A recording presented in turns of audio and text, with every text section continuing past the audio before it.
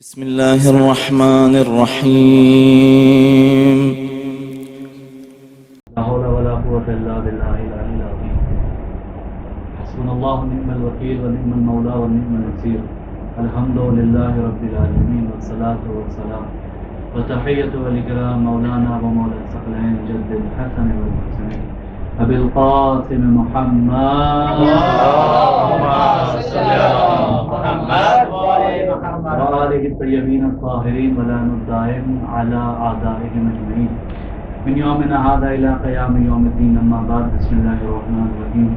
اللهم كن لوليك الحجة ابن الحسن صلواتك عليه وعلى آبائه في هذه الساعة وفي كل الساعة وليا وحافظا وقائدا وناصرا ودليلا وعينا حتى تسكنه أرضك طوعا وتمتعه فيها طويلا.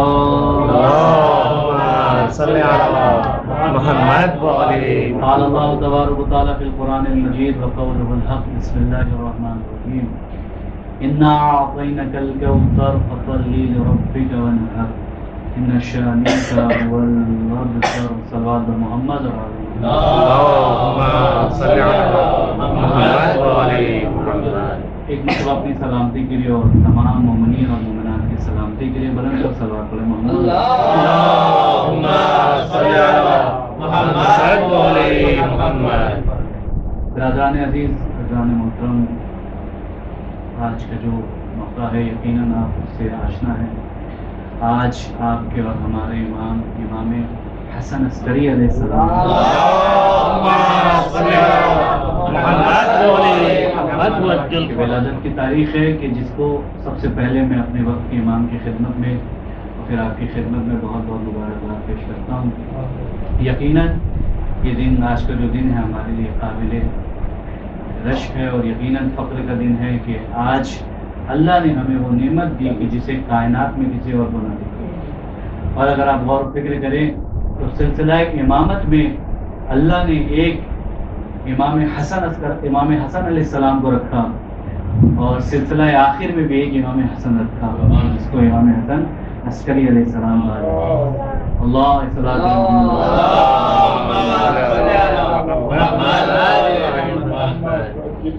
عزیزان محترم، وہ مرحلہ ہے امام حسن عسکری علیہ السلام کا کہ جس کی تعریف اور جس کی فضیلت امام کسی تعارف اور کسی فضیلت کا محتاج نہیں ہوتا.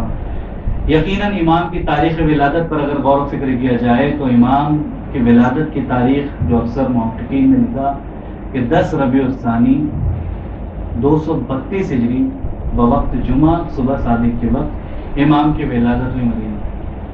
اور آپ کو معلوم ہے امام کی ولادت اور امام کی زندگی کہ بہت زیادہ امام کی زندگی 232 سے 256 ہجری آپ سمجھ لیں کہ بہت زیادہ امام نے دنیا میں زندگی نہیں گزاری. آدھا سے زیادہ وقت امام کا قید خانے میں گزرا، لیکن جب تک اس دنیا میں رہے دین کا دفاع کرتے رہے. جس حالت میں ہو، جس اعتبار سے ہو، دین کا امام نے دفاع کیا. اور حتی الامکان اپنے چاہنے والوں کو نصیحت کی، وصیت کی. امام نے کچھ 5 اقوال بھی بتائے تھے جو ان کی نورانی حدیث سے امام کی، اور فرمایا تھا، امام نے فرمایا کہ مومن کی علامت کیا ہے. تو مومن کی علامتوں سے کچھ علامتیں امام نے بتائی. ان میں سے ایک علامت کا ذکر کروں کہ امام فرماتے ہیں کہ مومن کی پہلی علامت یہ ہے کہ مومن کی عادت یہ ہونی چاہیے کہ وہ ایک دن میں 51 رکعت نمازیں پڑھا کرے. 51 رکعت نمازیں پڑھا کرے. 70 رکعت واجبات کو لیے، مستحبات کو، نفل وغیرہ کو لیجیے، نماز شب کو بھی اس میں کون کر لیجیے. 51 رکعت نماز پڑھے. اور خود امام علیہ السلام فرماتے ہیں کہ مومن کی علامت یہ ہے کہ مومن سب سے پہلے مسجد میں داخل ہوتا ہے اور سب سے آخر میں مسجد سے. مومن کی علامت یہاں تک کہ حتی الامکان اور جس حالت میں بھی ہو، جس اعتبار سے بھی ہو، امام نے اپنے چاہنے والوں کی حفاظت کی. اور جانے سے پہلے یا جب تک اس دنیا میں زندگی بسر کرتے تھے لوگوں کو تنبیہ کیا کرتے تھے کہ دیکھو تمہارا خلقت یا تمہارا مقصد جو ہے دنیا میں صرف اور صرف عبادت کے لیے. اب وہ معلوم ہے کمسنی کا واقعہ امام کا. امام کھیل رہے تھے، بہلول کا گزر ہوا، پوچھا کیا کر رہے ہیں یہاں؟ فرمایا کہ میں خلقت خداوند عالم کے بارے میں غور و فکر کر رہا ہوں. جب سوال کا جواب ایسا ملا تو ظاہر سی بات ہے پوچھنے والا بھی بیوقوف نہیں تھا، سمجھ رہا تھا. تمام بچے کھیل رہے ہیں، اگر کسی چیز کی کمی ہے تو چلو بازار میں کچھ دلا دیتا ہوں. کوئی کھلونے چاہیے, کوئی چیز چاہیے, چلو میں دلا دیتا ہوں. تو امام کیا فرماتے ہیں؟ جواب تو نہیں دے. امام فرماتے ہیں کہ ہم کھیلنے کے لیے پیدا نہیں ہوئے. افحسبتم انما خلقناکم عبثا, ہماری خلقت کھیلنے کے لیے نہیں, بیکار پیدا نہیں کیا گیا ہمیں کس لیے پیدا کیا؟ فرمایا کہ وما خلقت الجن والانس الا لیعبدون. خلقت انسانی کا مقصد کیا بتایا امام نے؟ فرمایا کہ ہماری خلقت کا مقصد صرف اور صرف عبادت کرنا, کھیلنا کودنا نہیں. امام کمسینی کے عالم میں ہمیں درس دے, اور جس کو جب یہ درس ہم تک پہنچا تو یقیناً ہم اس درس کو اگر توڑ موڑ کے کہیں کہ امام کہنا کچھ اور چاہتے ہیں, نعوذ باللہ استغفر اللہ, کہے کچھ اور, کیونکہ ہم سمجھ تو یہ ہے آج دنیا میں تمام کاموں کے لیے وقت ہے, لیکن جو وقت ہمیں جس کے لیے دینا چاہیے اس کے لیے وقت نہیں, عبادت کے لیے وقت نہیں, دوسروں کے ساتھ احسان کرنے کا وقت نہیں, نماز میں آنے کا وقت نہیں. بہت اچھی بات کسی نے کہی کہ اگر آپ کو یہ فکر ہونے لگے کہ دن میں کہ جب آپ دیکھیں گے کہ نماز قبول ہو رہی ہے, یعنی انسان سوچتا ہے نا کہ ہماری نماز قبول ہو رہی ہو یا نہیں ہو رہی, تو پتہ کیسے چلے گا کہ ہماری نماز قبول ہو رہی ہے یا نہیں ہو رہی؟ کیا کرے کہ ہمیں پتہ چل جائے کہ ہماری نماز قبول ہو رہی ہے. یعنی کسی نے بہت اچھی بات کی, یاد نہیں آ رہا ہے کہ مجھے کس شخص نے کہا تھا یا کس کا یہ قول ہے, کہا کہ جب آپ ظہرین کی نماز پڑھیں اور مغرب کے نماز کا وقت آنے تک اگر آپ گناہوں سے پاک ہو جائے تو سمجھیے ظہر کی نماز قبول ہے. اور اگر آپ مغربین کی نماز پڑھ رہے ہیں اور نماز فجر میں اٹھتے تک اگر آپ نے کوئی ایسا کام نہیں کیا, کوئی ایسا فعل انجام نہیں کیا, تو یہ احساس کر لیجئے کہ آپ مغربین کی بھی نماز ہماری قبول ہے. کیونکہ انسان کیونکہ نماز تو ہمیں بری چیزوں سے روکتی ہے, فحش چیزوں سے روکتی ہے, تو جب انسان ان چیزوں سے دور ہو جاتا تو سمجھ لیں انسان کی نماز بھی قبول, عبادت بھی قبول, دوسرے اعمال بھی قبول. آپ کو معلوم ہے کہ امام نے کس طریقے سے زندگی گزاری اور کس طریقے کا درس دیا. بہت زیادہ نہیں, بس مختصر گفتگو کر رہا ہوں. امام نے ہمیں زندگی گزارنے کا مقصد سمجھایا, فرمایا کہ دیکھو انسان اکثر و بیشتر حالت میں خدا کی ناشکری کرتا ہے, لیکن جب انسان شکر خدا کرتا ہے تو یقیناً انسان کسی نہ کسی مقام پر ہوتا ہے, پائے کے مقام پر ہوتا ہے. فائد المقام جو انسان کا ہوتا ہے کہ انسان جو فائز ہو جاتا ہے, انسان ایک درجے پر ہوتا ہے پہنچ کے جو انسان کو ہونا چاہیے. کیوں؟ کیونکہ اللہ نے ہم کو کس لیے پیدا کیا؟ کہ ہم نے تم کو کامیابی کے لیے پیدا کیا. آپ اس دنیا میں آؤ, عبادت کرو اور گناہوں سے بچو, ہم آخرت میں وہ درجہ دیں گے جس کا تم تصور بھی نہیں کر سکتے. امام نے جاتے جاتے بھی ہمیں کچھ نصیحت کی اور وصیت کی, اور امام نے ایسے زندگی کا طریقہ ہمیں بتایا. اور جب آپ پر مصیبت آئی یا جب دین پر مصیبت آئی, تب تک امام یا کوئی بھی اللہ کا چاہنے والا اس دین کے مقابل آ گیا اور اس نے دین کا دفاع کیا, چاہے امام قید خانے میں ہو یا چاہے امام قید خانے سے باہر ہو. امام قید خانے میں دین کا دفاع کیسے کر رہے دیکھیں, امام قید خانے میں اور سامرہ میں امام قیدی, لیکن سامرہ میں قید جب پڑ گیا, امام کا تیسرا دورہ تھا, تیسرے سال کے بعد امام قید خانے میں, 3 سال کے بعد قید پڑ گیا. معتمد نے کیا کیا, بھائی جاؤ نماز استسقا پڑھو. لوگ یہی کرتے ہیں بھائی آپ قید میں انسان کیا کرے گا, نماز استسقا پڑھے گا. اب سب کو معلوم ہے کہ نماز استسقا کیسے پڑھی جاتی ہے. انسان اپنے آپ کو بالکل ذلیل اور رسوا کر کے گھر سے ننگے پیر ایک صحرا میں جاؤ, نماز استسقا پڑھے, نماز حاجت پڑھے, خدا سے طلب کرے, بارش طلب ہو جائے گی انشاءاللہ. مسلمان آئے اکٹھے امام قید خانے میں, لیکن دین کا دفاع کر رہے ہیں. مسلمان آئے صحرا میں, جو کہ خلیفہ نے کہا کہ بھائی نماز استسقا کرو, لوگوں نے نماز پڑھنا شروع کیا, لیکن بارش کے کوئی آثار نہیں, بارش کے کوئی آثار نہیں ہے. بہرحال اب کیا ہوا کہ یہودیوں کو بلایا گیا, بڑے سے بڑی پادری آیا, پھر عیسائیوں کے بڑے سے بڑی پادری آئے. تو ایک عیسائی پادری ایسا تھا کہ جب وہ آیا ہجوم میں اور اس نے دعا کے لیے ہاتھ اٹھایا تو اس نے دیکھا کہ لوگوں نے دیکھا کہ اس کی دعا پر بادل آ گیا, بارش ہونا شروع ہو گئی. لوگوں کو بڑا تعجب ہوا, لوگ اس بات کو سمجھ نہیں پا رہے, اس فلسفے کو سمجھ نہیں پا رہے تھے. جب بھی دین پر بات آئے گی تو امام یقیناً دفاع کرے گی. امام قید خانے میں, لیکن دیکھیے امام چاہتے تو کہتے کہ بھائی ہمیں ضرورت نہیں ہے, ہمیں کیا ضرورت پتا کرے کہ بھائی وہ کیسے بارش لا رہا ہے کیسے نہیں لا رہا ہے. لیکن جو امام کو اللہ نے یقیناً وہ استعداد اور صلاحیت دی ہے, ہر محنت اور ہر مشکلات میں رہنے کے باوجود بھی امت کے لیے دعا کرتے ہیں قید خانے میں. لیکن بات امام کو پتا چلی کہ عیسائی ہے جو جب بھی دعا کے لیے ہاتھ اٹھاتا ہے بارش آ جاتی ہے. کہ اچھا بہت اچھی بات ہے, کل کا انتظار کر. کل بھی لوگ اکٹھا ہو گئے, پھر اس نے ہاتھ اٹھایا, لوگوں نے دیکھا, جیسے اس نے ہاتھ اٹھایا پھر بارش ہو گئی. پھر امام سے آگے کہا گیا لوگوں نے, بھائی اس نے آج بھی ویسے ہی بارش کر دی. پھر تیسرے دن بھی یہی ماجرا ہوا, یہاں تک کہ جب یہ سلسلہ چلتا رہا, اب لوگ حیران و پریشان ہیں بھائی عیسائی کہہ رہے ہیں کہ میرا مذہب جو ہے برحق ہے، دیکھو میرے پادری جب دعا کے لیے ہاتھ اٹھاتے تو بادل آ جاتے ہیں، بارش ہو جاتی ہے، آپ تو نماز استسقا پڑھ رہے ہیں، کیا فائدہ ہے دین کا، کیا فائدہ ہے دنیا؟ چلے گئے بھائی، بات ہونے لگی تو امام کو بلایا گیا، کون اس کو حل کرے؟ ایک ہی انسان حل کر سکتا، کون؟ جو رسول کی نسل سے آ جاتا ہے خانے میں۔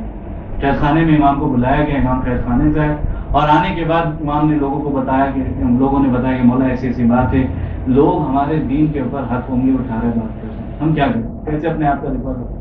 امام نے کہا ٹھیک ہے حزب معمول اکٹھا ہو جاؤ۔ جب دوسرے دن سب اکٹھا ہو گئے، اس کو بلایا گیا، لوگ آئے، اور جیسے ہی اس نے دعا کے لیے ہاتھ اٹھایا تو دیکھا یقیناً بادل آ گئے، بارش ہونے لگی۔ امام نے کہا کہ اس شخص کو بلا لیا، شخص کو بلایا گیا، امام نے اس کے ہاتھ سے کچھ ہاتھوں میں ہڈی کچھ چھپا رکھی تھی، اس نے امام آئے اور امام نے اس کے ہاتھ سے وہ ہڈی لی، اور امام نے مجمع کو مخاطب کر کے فرمایا دیکھو یہ کسی نبی کی ہڈی ہے جو اس نے اپنے ہاتھوں میں پہن رکھی، یہ اس کے کہنے پر بارش نہیں آ رہی، اس کے کہنے پر بادل نہیں آ رہے، یہ نبی کی ہڈی کا اثر ہے کہ یہ دعا کے لیے ہاتھ اٹھاتا ہے بادل چلے آتے ہیں۔ ایک سلام علی محمد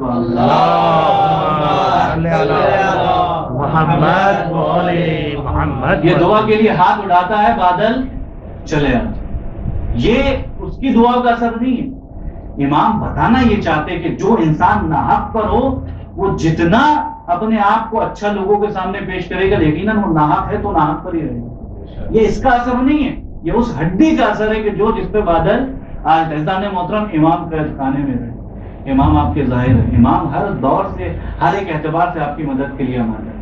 آج ہمارے وقت کے امام کے لیے تصور نہ کریں کہ ہم امام تو ہم یہاں زندگی بسر کر رہے ہیں اور ہمارے امام پردہ غیب میں، جب ظہور ہوگا تو دیکھا جائے گا، اور جب حساب و کتاب ہوگا تو یقیناً امام اپنے کچھ نہ کچھ کہہ کے تو ہمیں چھوڑ تو دیں گے یقیناً انشاءاللہ، اگر نہیں چھوڑیں گے تو ہم شہزادی کا حوالہ دیں گے۔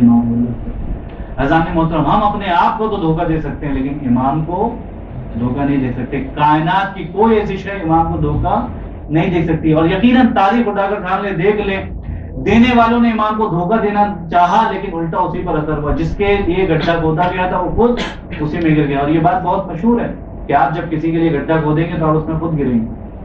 تو کسی انسان کو ذلیل و رسوا کرنے سے پہلے یہ دیکھ لیں کہ امام ہمارے کیا فرماتے ہیں، آیا ہمیں اس کو ذلیل کرنا مناسب ہے یا مناسب نہیں، آیا ہمیں یہ زیب دیتا ہے یا زیب نہیں دیتا۔ ظاہراً ہم امام حسن عسکری علیہ السلام کے چاہنے والے ہیں، ظاہراً ہم اپنے آپ کو کہہ رہے ہیں کہ مولا کے چاہنے والے، لیکن مولا کے اقوال سے کئی سو دور ہیں۔ اگر آپ کو آسان لفظوں میں سمجھانا چاہوں تو تعلیمات اہل بیت کسی اور وادی میں، ہم کسی اور وادی میں زندگی بسر کر رہے ہیں۔ ہمیں امام کی بات تو بہت دور کی بات، اپنے والدین کی بات سمجھ میں نہیں آ رہی، بہرحال بات اگر آگے نکل جائے تو بہت ایسی بات ہو جائے گی۔ تو عزیزان محترم، آج امام کی ولادت کی تاریخ ہے، آج کچھ نہ کریں، کم از کم اتنا کریں کہ امام زمانہ کو دل سے مبارکباد تو دے دیں، کوئی تحفہ، کوئی ایسا مثلا آپ جب کسی کی ولادت کی تاریخ ہوتی ہے، جب آپ اس کے گھر جاتے ہیں تو یقیناً ایسے ایسے تحفے لے کے جاتے ہیں کہ جس کا ہم سوچ بھی نہیں سکتے، نہ جانے کتنے مہنگے اور کتنے قیمتی تحفے آپ نے کس کے لیے ہوگی۔ لیکن آج آپ کے امام کے والد کی ولادت، آج آپ کو یہ زیب دیتا آپ بیٹے ہیں، یقیناً ہمیں تو بیٹے کہنا نہیں کوئی حق نہیں، لیکن اگر ہم بیٹے ہیں تو امام کو یہ کہہ کہ مولا ہم دینے کے لیے ہمارے پاس تو کچھ نہیں ہے، لیکن مولا آپ کی خوشی میں شریک ہو کر ہم جتانا یہ چاہتے کہ مولا یقیناً ہم نے آپ کا دامن نہیں چھوڑا، اور جب بھی امام کی ولادت آئے گی ہم اسی طریقے سے جشن منا کر یہ بتائیں مولا دینے کے لیے تو کچھ نہیں ہے میرے پاس، اور یقیناً ہمارے امام پاپا قبول کرے نہ کرے، لیکن ایک بات ہے مولا ہم نے آپ کا دامن نہیں چھوڑا، اور مولا یہی توفیق آپ سے بھی چاہتے ہیں کہ پروردگارہ ہمیں وہ توفیق عطا کرے کہ ہم اپنے امام سے کبھی دور نہ رہیں۔ پروردگارہ تجھے واسطہ اہل بیت اطہار کا، محمد و آل محمد کے صدقے میں زیادہ سے زیادہ اہل بیت کی محبت ہمارے دلوں میں ودیعت فرما۔ پروردگارہ واسطہ ہے محمد و آل محمد کا، علم کے ساتھ ساتھ عالم باول بننے کی توفیق عطا فرما۔ پروردگارہ تجھے واسطہ ہے محمد و آل محمد کا، تیری بارگاہ میں خاص اور مخصوص دعا یہ کہ تجھے امام حسن عسکری علیہ السلام کا واسطہ پروردگارہ آج کے دن کے صدقے میں ہمارے امام کا جلد از جلد ظہور فرما، ان کا ظہور ہمارے لیے خیر فرما، اور ہم کو آقا کے ناصرین میں شمار فرما۔ وآخر دعوانا الحمدللہ رب العالمین۔ برادران عزیز، آج آپ کے درمیان برادران عزیز ہمارے بزرگ بھائی جناب خان صاحب بھی ہیں، الحمدللہ کچھ اشعار وغیرہ ان کی اور ان کی نظامت بھی رہے گی، تو جو بھی کوئی پڑھنا چاہتا ہے آگا سے آ کے ملاقات کر لیں۔ میں اس محفل کو انشاءاللہ اگلے سال کے لیے ملتوی کرنے سے پہلے کچھ نظامت کے فرائض اپنے بھائی کے سپورٹ کرتا ہوں، وہ یہاں پر آئے اور نظامت کے فرائض ان کا استقبال بآواز بلند صلوات سے کریں۔ اللهم صل على محمد وآل محمد